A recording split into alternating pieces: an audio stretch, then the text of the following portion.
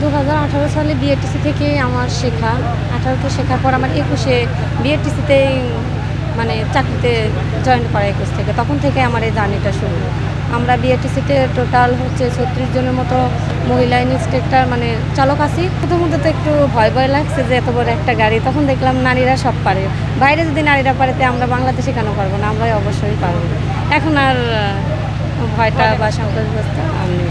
ছেলেদের সাথে মেয়েরা গাড়িতে মানে গাড়িটা এত বড় গাড়ি কন্ট্রোল করবে, দুর্ঘটনার কথা বলা যায় না। এটা ছেলের ক্ষেত্রেও হতে পারে, মেয়ের ক্ষেত্রেও হতে পারে। এটা আমরা কিন্তু মেয়েদের কিন্তু ঠান্ডা মেজাজ, তারা ধৈর্যশীল, অত হুড়াহুড়ি পারাপারি নাই। ইনশাল্লাহ হয়তো বা আমরা একটু টাইম এদিক ওদিক হলেও আমরা সহি সালামতে যেতে পারবো। মহিলা বাস ড্রাইভার চালক, তো সেই ক্ষেত্রে আমাদের যে আনন্দ, আমরা মনে করি খুবই আমরা আনন্দিত, আর তার পাশাপাশি খুবই গর্বিত, কারণ আমরা মহিলাদেরকে সার্ভিসিং দিব।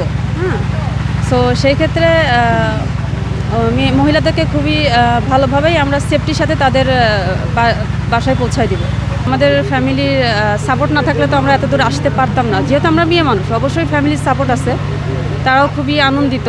এটা প্রাথমিক পর্যায়ে আপনার ঢাকা, চিটাগাং এবং বগুড়ায় এই বাস সার্ভিস চালু করলেন মহিলাদের জন্য স্পেশাল বাস সার্ভিস। তো আমরা মনে করি এটা পর্যায়ক্রমে সারা বাংলাদেশে এই বাস সার্ভিস চালু হবে।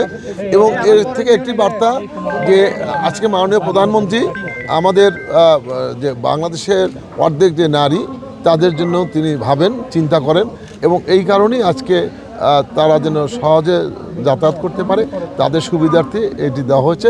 এবং পাশাপাশি তাদের কর্মসংস্থানও এখানে হবে, যে কারণ এখানে ড্রাইভার যিনি থাকবেন তিনি মহিলা থাকবেন, কন্ডাক্টর তিনি মহিলা থাকবেন, হেল্পার যিনি থাকবেন তিনি মহিলা থাকবেন, এবং যাত্রীরা মহিলা। এর মাধ্যমে আমরা আমাদের মাননীয় প্রধানমন্ত্রী যে মেসেজটা দিতে চান সেটি হলো যে একটি দেশকে এগিয়ে নিয়ে যেতে হলে নারী এবং পুরুষ উভয়কে সমানভাবে কাজ করতে হবে, সমানভাবে এগিয়ে যেতে হবে। আমাদের বাসগুলো হচ্ছে 45 সিটের বাস। এটা মনে করেন আমাদের শেরপুর থেকে মাটিরডালি আর মোকামতলা থেকে বনানী, এই দুইটা রুটে প্রাথমিক পর্যায়ে চলাচল করবে। এটার বিশেষ সুবিধা, মহিলা সার্ভিস যেহেতু আমাদের বিআরটিসির পার্মানেন্ট মহিলা চালক, মহিলা কন্ডাক্টর এবং হেল্পার, এটা মহিলা থাকবে। এখানে কোনো পুরুষ যাত্রী উঠবে না, সেফলি মহিলারা এবার চলাচল করবে।